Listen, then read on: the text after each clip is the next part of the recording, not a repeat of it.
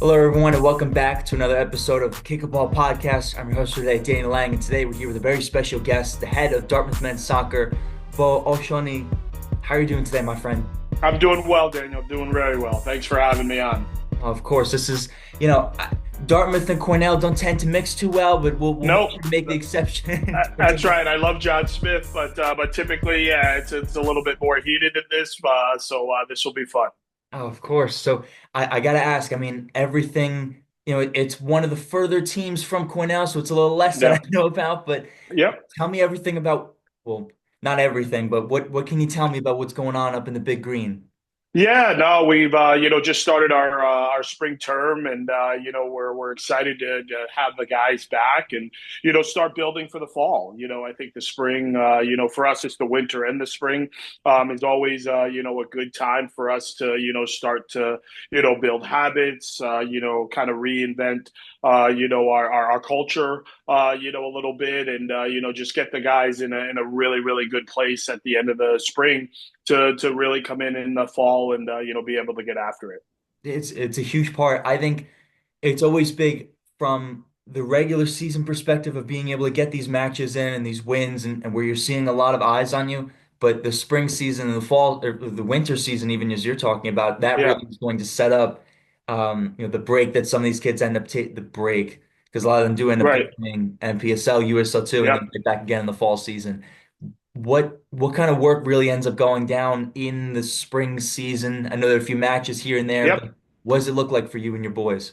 Yeah, for us, it's it's a lot of fitness based, especially in the winter, working on technical application of things, how we want to play within our system, and things, and then in the spring, like you said, we get an opportunity to play a couple of matches and just kind of see areas that we need to continue to get better at, see areas that we're pretty good at. Typically in the spring, a lot of guys play, so it's an opportunity for, them to, grow, in the spring and, just trying to find ways to get them better, so that they can continue to develop and get ready for, the spring or the summer and then into the fall. And then you end up getting moments like this in the fall where, I mean, I'm looking at your background. I'm trying to piece together what match this is from. I mean, enlighten us for a second. I'd love to Yeah, so hear. I think this is from our Penn match a couple of years ago. And we have a Um, tradition here when you score. Christian Fed, who was a graduating senior, he scored a great free kick against Penn, and we always celebrate in the stands with our fans and stuff. And we typically have great crowds, and so in this picture you can tell we were pretty excited. We beat Penn that year 2-0, so we were really fired up about that. Oh, shoot. I mean, we talked about Cornell and Penn, but I think Cornell and Dartmouth, but excuse me, I got Cornell on my mind. But No, it's all right, rightfully so. but these rivalry matches between Dartmouth and Penn, Dartmouth and Cornell, they're uh, great fights every year from they a are. coaching perspective. I It's mean, awesome. It's awesome. It's one of the, especially with the new landscape in the, the NCAA with, so many teams, changing conferences and things. For the Ivies, it's incredible.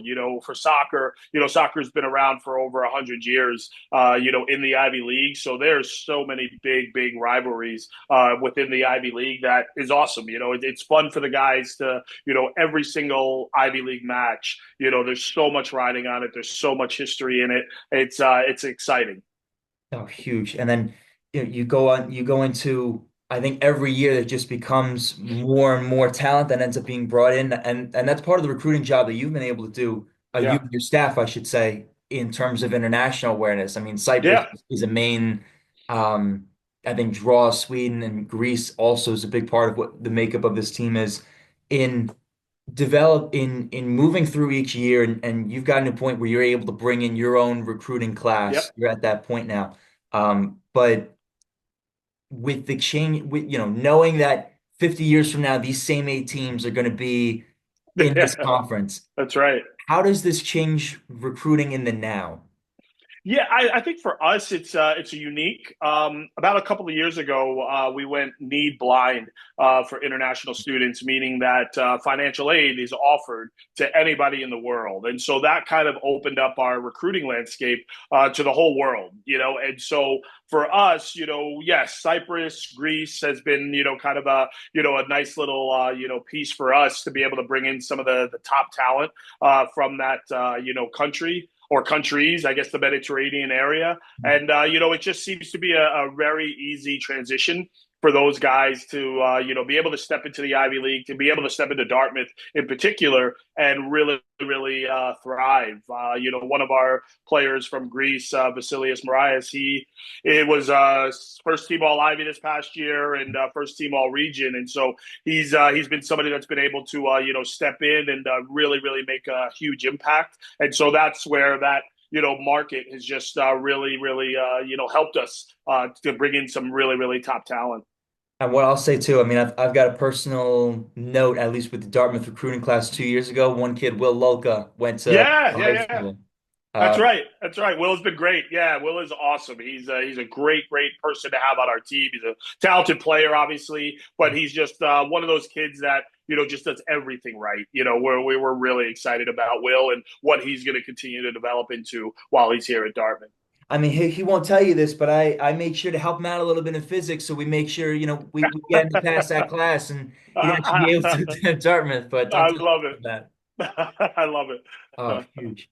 And I mean, I guess my first wrap up with this first act of this interview is, and Yeah. I'll ask this question a little bit later on once we get to the end of the interview, but what keeps you in coaching now? And my reason for asking this now is just so we'll go through a bunch of other parts of your journey, and I Yeah. want to hear this. I want to hear the first you know, glimpse of what your answer looks like now. Yeah, I just love the college environment. I think that, window from 18 to let's say 21, window is a place where kids are still trying to find themselves, still trying to find who are they, what do they want to be.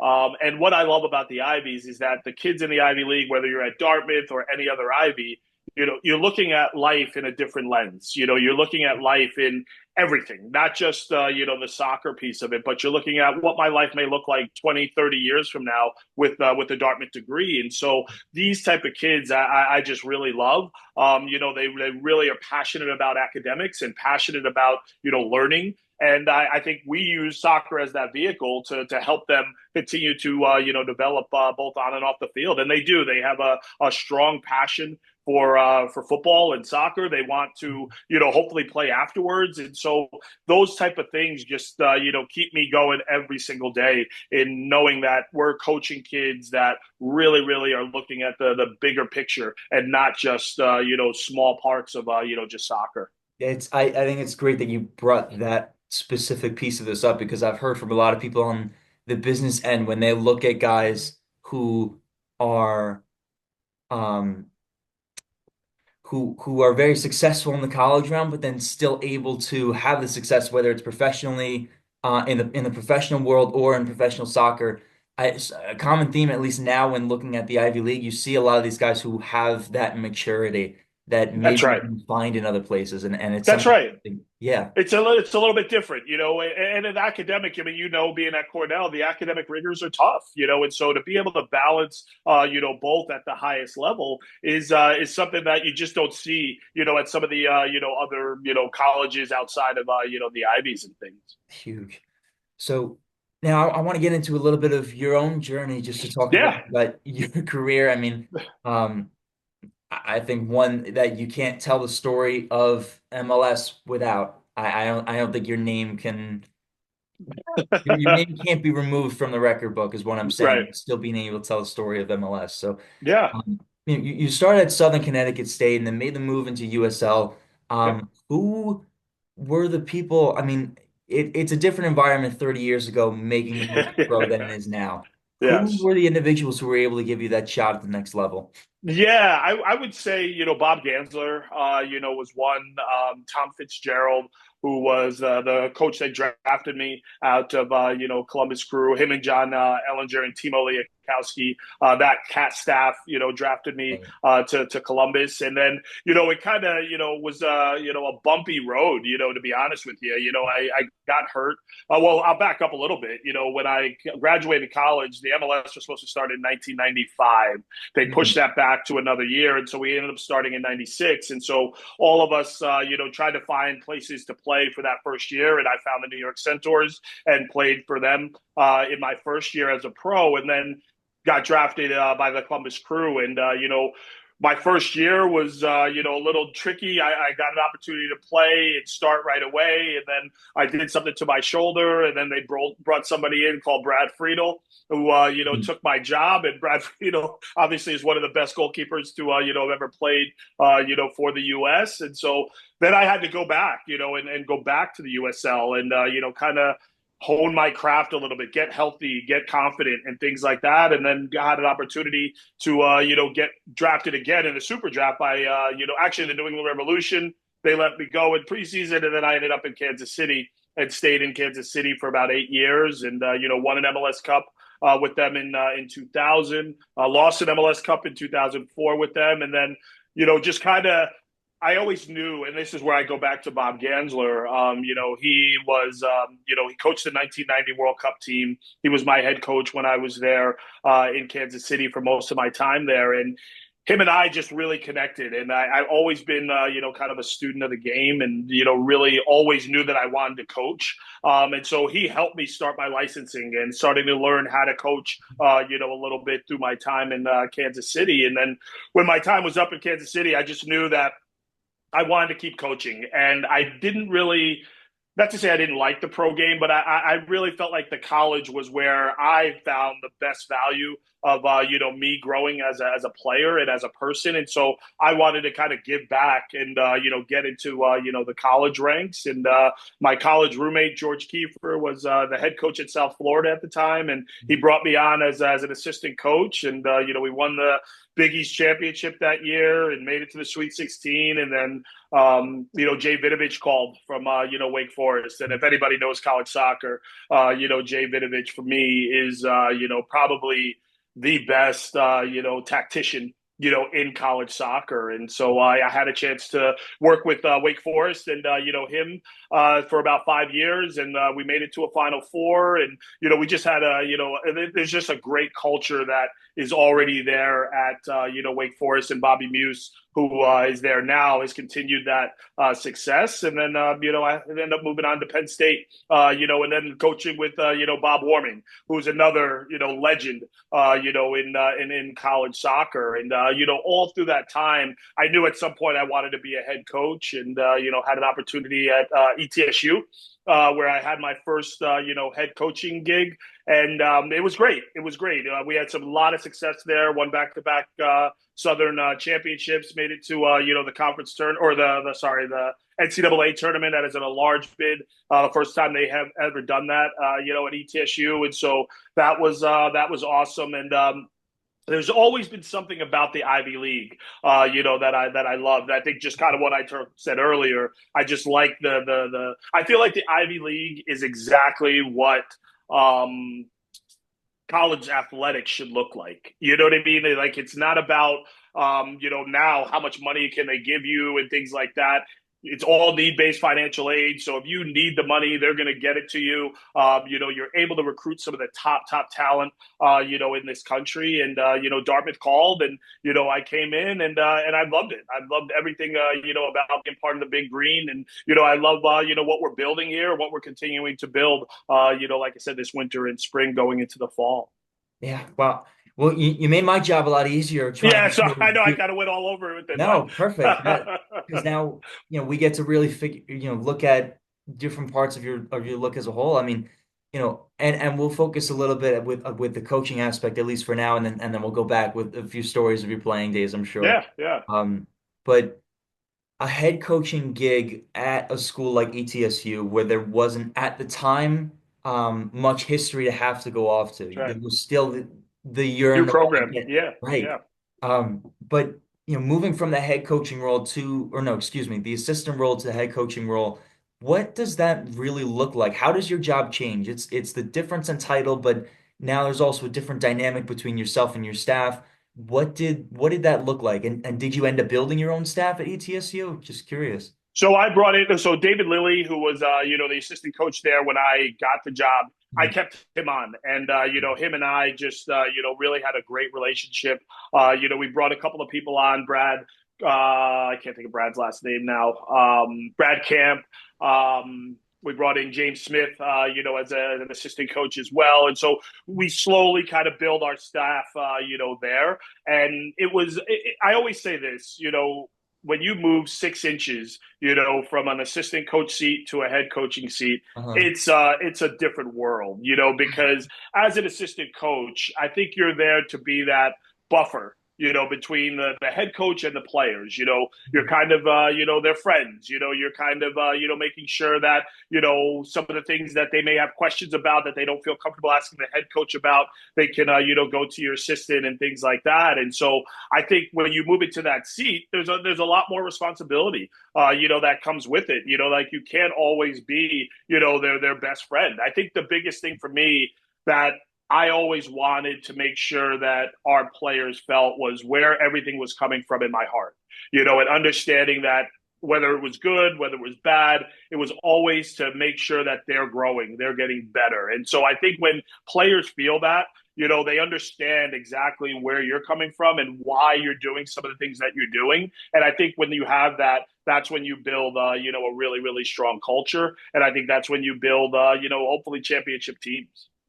Yeah, and this just continues into the move from ETSU to Dartmouth. I mean, they're Yeah. both at the same Division One level, but Yeah, it's a completely different realm that you were moving into. I mean, for sure. when you look at the history of Dartmouth soccer, Yeah. it's 100 years at this point, and you're the Yeah. 11th coach ever, or the 11th head coach ever. Yeah. What was that interview process like of actually being able to sit in the seat that you're in and be able to wear the big green and to compete in this Ivy League conference?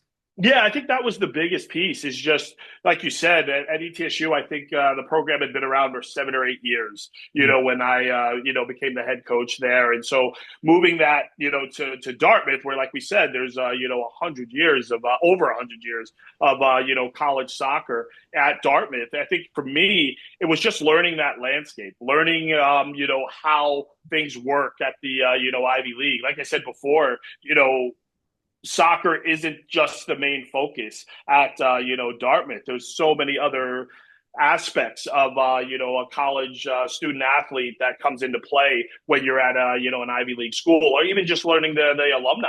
I think for us, we have some unbelievable alumni. Bill Chisholm, who played here at Dartmouth, is now the owner of the Boston Celtics.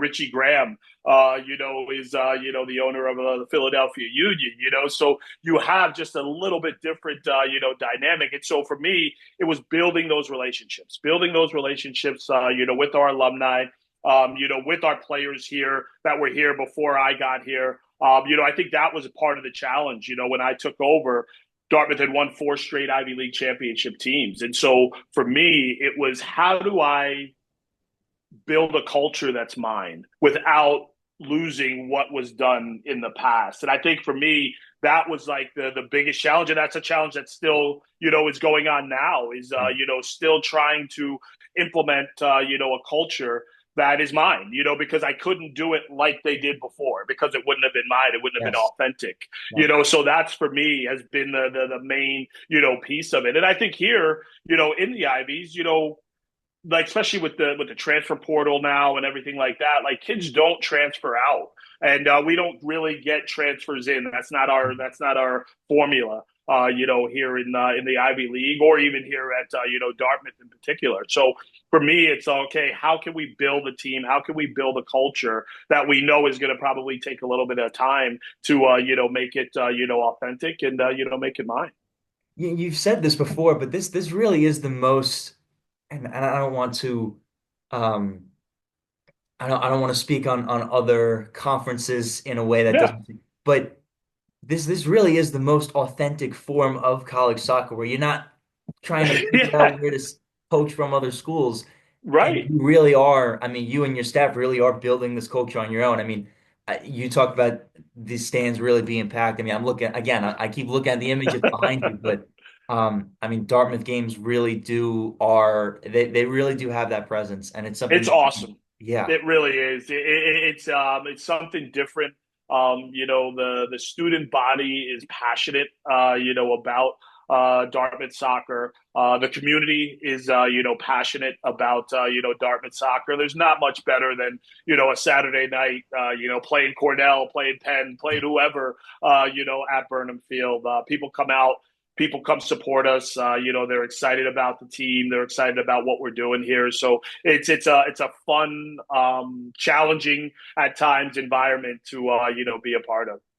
so now I've got to ask. I mean, you there is so much work that needs to go into actually stepping into this head coach role, and you've mentioned a bit of it from USF and Wake and Penn State. I mean, titans of programs now. I Yeah, mean, consistently, each of them is never a surprise for anyone on the outside looking in to see those three programs in the top 25.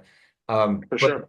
in a recruiting perspective, but a coaching perspective, really wrapped into, those three experiences. What do you think you've been able to take away from those stops on your journey that's made you a more successful head coach?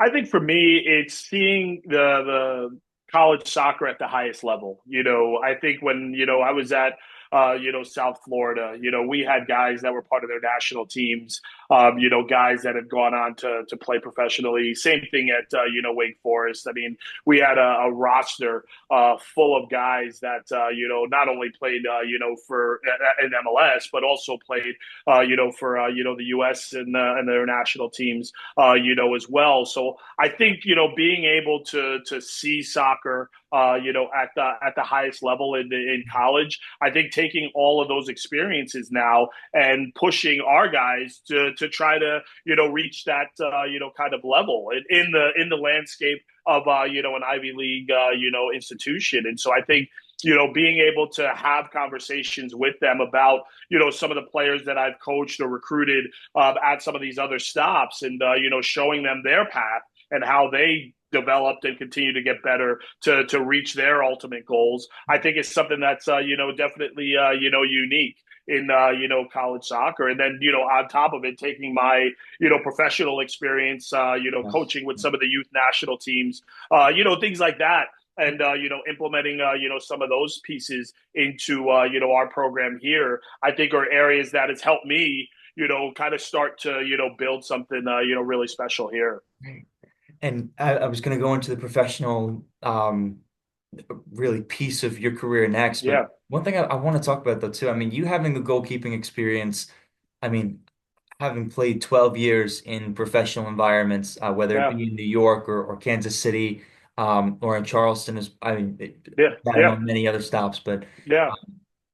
when thinking back to your experience, I've heard a lot of people that talk about, yeah, college keep, there's only so much you can do to coach those guys up. Right. What can you do to maybe change my perception of that, or other people's perception of that statement? What really goes into coaching a college keeper, both from what you've seen, and I'm sure you've got another associate, another assistant that helps with that end as well. Right, right, right. I think for me, it's just using my experiences both as a coach and as a player, and helping my staff continue to understand what it takes to build a goalkeeper into being the best goalkeeper in our league, and hopefully one of the best goalkeepers in the country. I think for me, it always comes down to consistency, consistency in how you train, consistency in your lifestyle, and then a consistency in games that play. And so for me, it's always not looking at the I guess the end product, and always working on all the small little details that are going to bring the consistency that hopefully brings a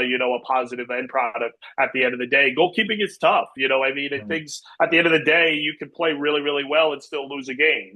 So how do you continue to come back and train and work hard and have that right mindset so that you can have that success moving forward, and not just take that small picture and think that, oh, I'm terrible. No, you're not terrible. It's just for that moment we didn't win that match or whatever, or you didn't have that you didn't make that save, that you needed to make to help the team, win the games. I always say top programs have goalkeepers that are able to make big saves in big moments because goals change games. So if you can make that save that the team needs in the third minute of the game, that's going to keep your team in it. Those are moments that ultimately may help you, win that match. That a lot of people, won't think about. I feel like goalkeeping is a thankless, position because when Yeah. you when you're doing well and you're getting shutouts, nobody's really saying anything because that's what you should do. But one mistake can cost your team, a match, and in some ways, a season in some ways. So I always think it's a challenging position, especially with young goalkeepers or young student athletes. I think just making sure that they understand there's a bigger picture that we're trying to accomplish. And so these guys are at the top of their game. Otherwise, they wouldn't be scattered by yourself or playing at a That's program right. like Dartmouth. But sometimes you've got to be able to break through um, with a certain procedure, just like you're saying, staying consistent, the little steps every day, and Yep. not looking so far onto the bigger picture. That's It right. um, does it become difficult sometimes to have that conversation or get the player to see that point of view, not from yourself or for anything else, but just sometimes it's difficult to take that first step or the next step, I should say, For and sure. not look so far ahead to what 50 or 100 steps look like. How would you explain that to someone or maybe a younger keeper that you've been involved in wants to play at the college level and and is struggling maybe to understand that doctrine?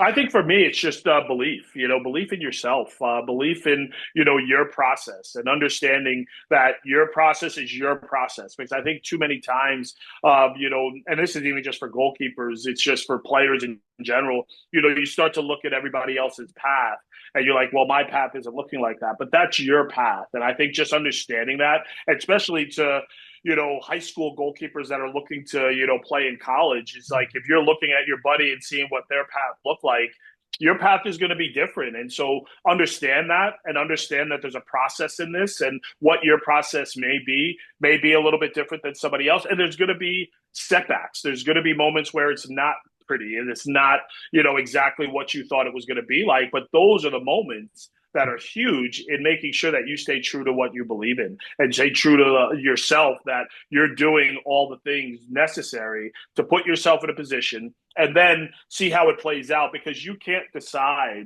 if a coach is going to like you or not. You can't, I mean, everybody coach has their own preferences. They may see some things that, they don't think is right for their program and things. So stay true to yourself. Stay true to yourself. Continue to gain knowledge. Continue to ask questions when you go to these camps. Continue to ask questions on how you can get better, what these coaches are seeing and things, so that you can start to apply some of those things in your daily routines that are going to hopefully put you in a place where you can get recruited by the school that you want to get to. And so now, for someone who's looking at your program as a whole and wants to be able to play, let's say this is a kid that you're looking to try to bring into a starting goalkeeping position. Yeah. What's the kind of thing that you think makes a young keeper the most successful, or maybe the most successful in moving into a professional environment? What's the kind of kid that you're looking for? I would say presence is one of the biggest things. I think having a presence in goal, and that doesn't mean your size. It's just how you communicate. How you take care of your box. Things like that. Mhm. Those are areas that I think are huge because again, when we're looking at goalkeepers in particular, we're looking at somebody. Is somebody going to have a presence in goal that the players in front of them are going to feel confident about? Are they going to have a presence in goal that there's a belief and a trust, from the coaching staff and from the players that is going to help us win games? And I think for me, that's probably the biggest piece is, do you have a presence? Because everybody at this level is technically sound. Everybody at this level can, distribute with their feet.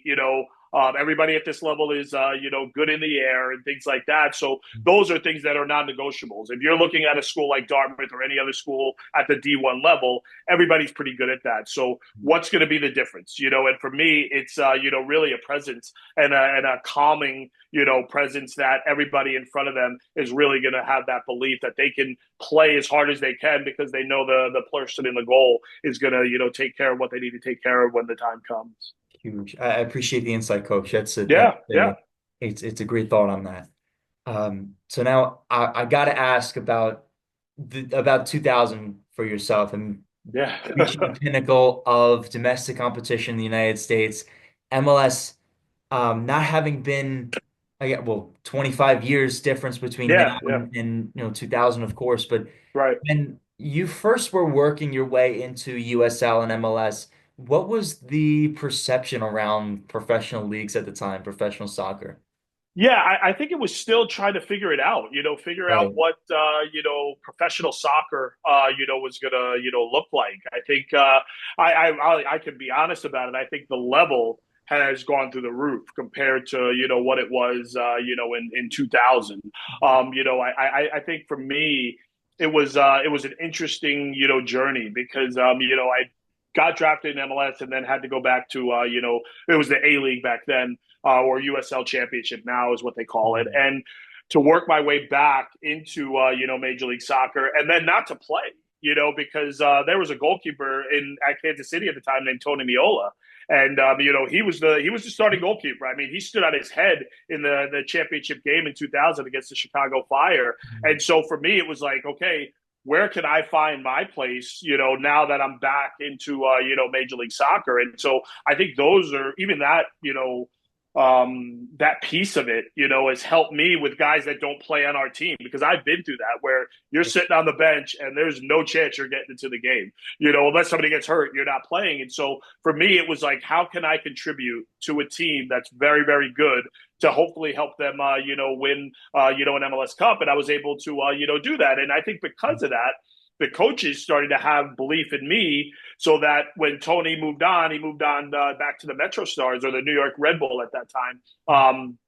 I was able to start and be prepared to help us get to another MLS Cup in 2004. And so I think for me, that journey was awesome. It was such a learning experience for me as a player, and I think sometimes players don't understand that is almost more important. How you handle those moments are almost more important than if you're playing 90 minutes every single game and playing a full season and things.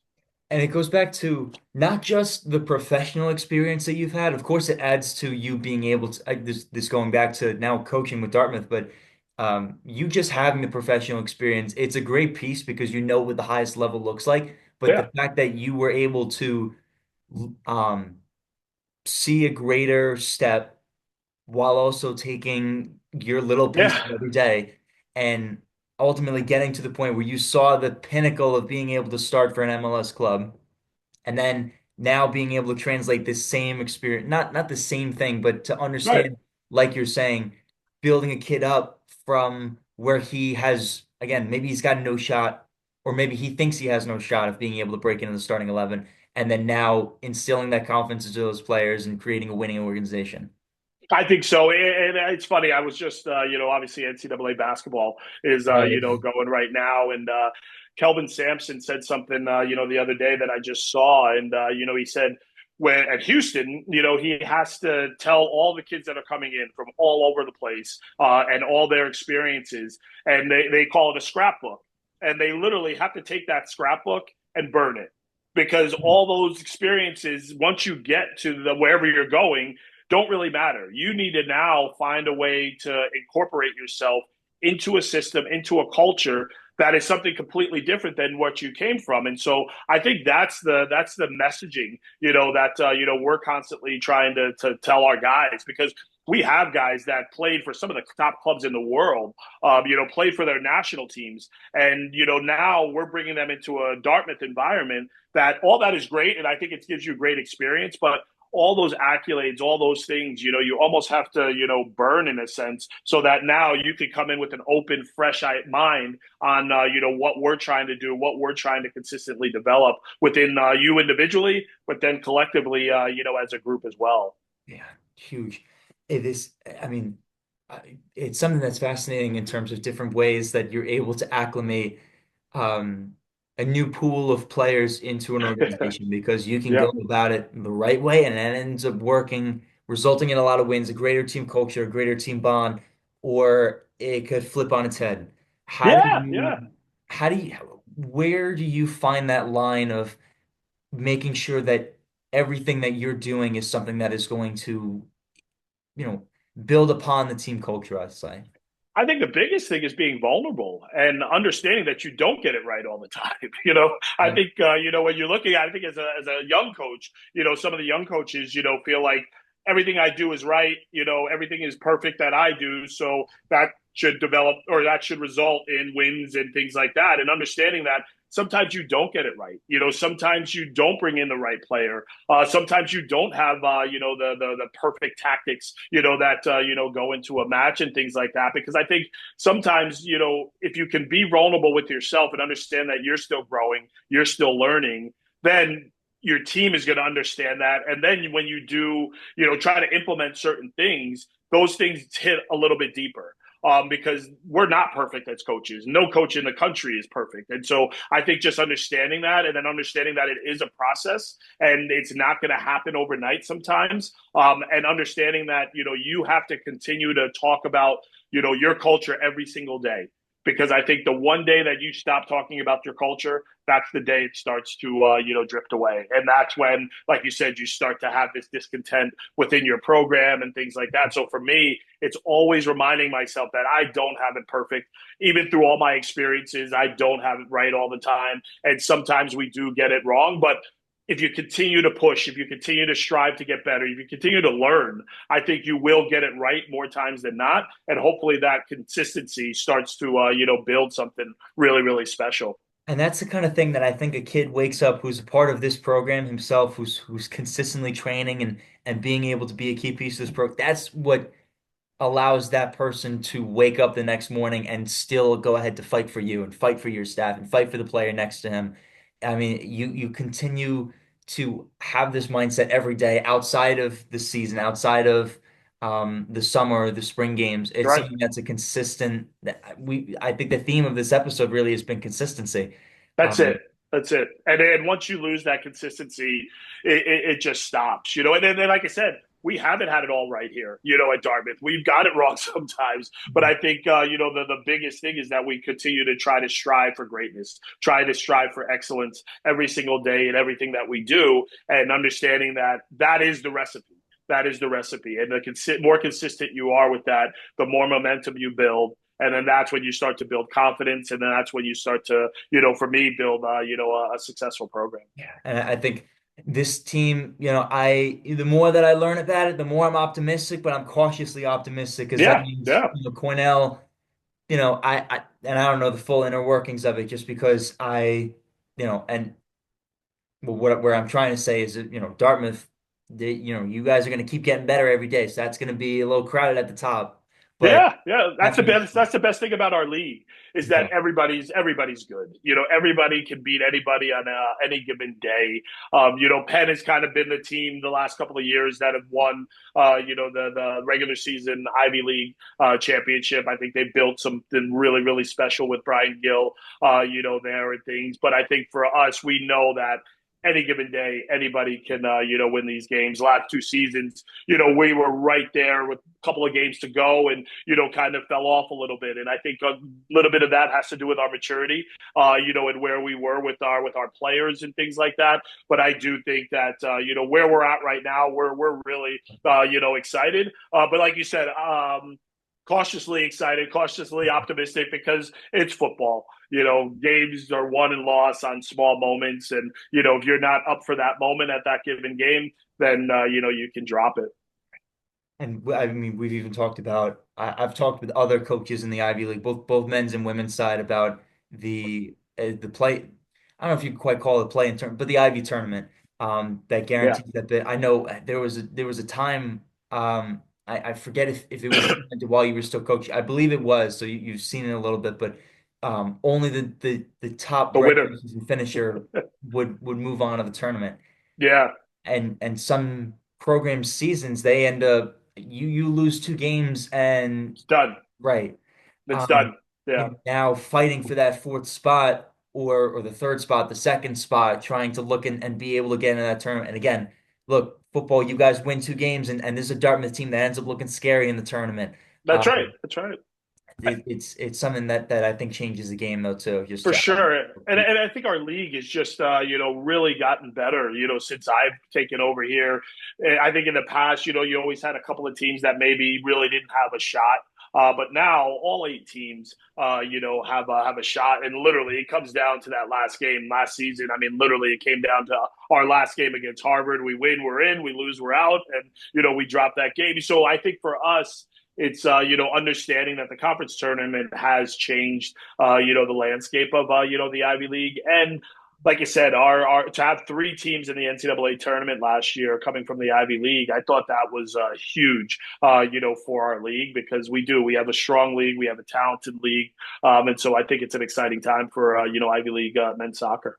completely agree. But more important, this is so exciting for the Dartmouth program. Yep, we keep saying, and I don't want to pigeonhole us back to this program, but um, I mean, you look at the other players that have brought in. I mean, you look at national team experience, like you've talked yeah, about. But what do you think that someone like myself, a New York kid who's, separate from me going to Cornell, I'm a college soccer fan and I want to right, see right, programs succeed, and I yeah, want to see this development. Someone like yourself who's come into a program 4 years ago, now into the fifth year, 6 year, sixth. well, sixth Excuse me. season, yeah, sixth season, Thank yeah. you. I appreciate. Um, but 6 years now, and the continued development, what I'm sure will be success to come. What can someone like myself and the college soccer viewer expect from the Dartmouth Big Green this upcoming fall? Yeah, I think for us, you're going to find an exciting team. You're going to find a mature team that is hungry to be successful. I think you're going to have a program, a team that's going to play for something bigger than themselves. I think we're playing now for that jersey as opposed to just the name. That's playing in that jersey, which I think sometimes has been a little bit of a I would say a bad thing, just that you're playing for you're playing for yourself. And now we're playing, for something, a little bit, bigger. We're playing to get Dartmouth back.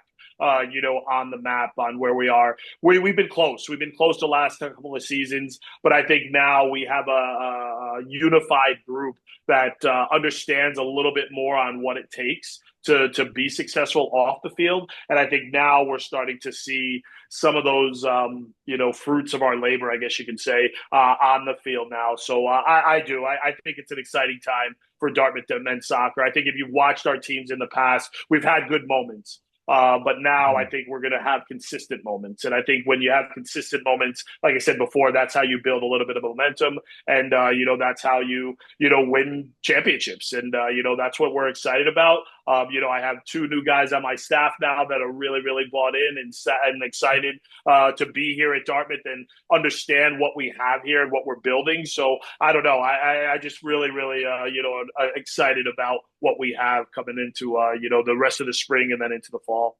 Oh, huge. I mean, yeah, and I think if you were someone who was watching closely this Dartmouth team, I think this Dartmouth team is an NCAA tournament team. I mean, I For think sure. For sure. it's just these couple little results end up going this way, but I mean that's not the kind of thing that's going to stop this squad from moving forward. You talk about the success off the field, and that's going to end up just leading into more results. I mean, we could I be think looking at, so. Yeah, yeah. I think so. I do. I think we have a good group. We have a really really good group, and it takes time sometimes. And I think just for us, understanding that it's a process, and making sure that we believe in each other going into the spring, the rest of the spring, and then into the fall. We very well could be looking at a 9 or 10 win team. I don't want to I be think so. too far, but.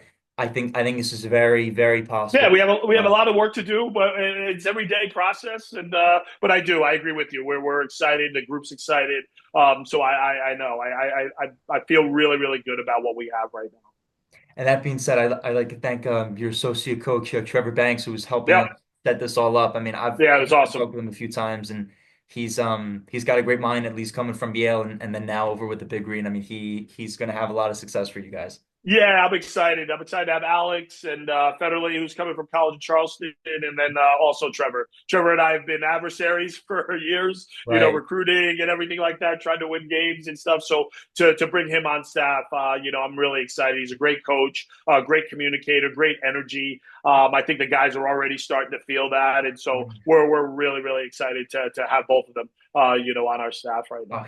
huge. I wanted to be fall again. I want Yeah, to be same able to here. watch the I season know. again. I think we all like that, but then I guess if you have it like that, then you forget, that it is a process, and you have to build, and so I think for me, it's making sure that you continue, like I said earlier, talking about our culture every single day, trying to build our culture every single day, because those small little details, when you have talent, turn into championship teams, and we have the talent, and now I think we're starting to have the culture to kind of back that talent a little bit.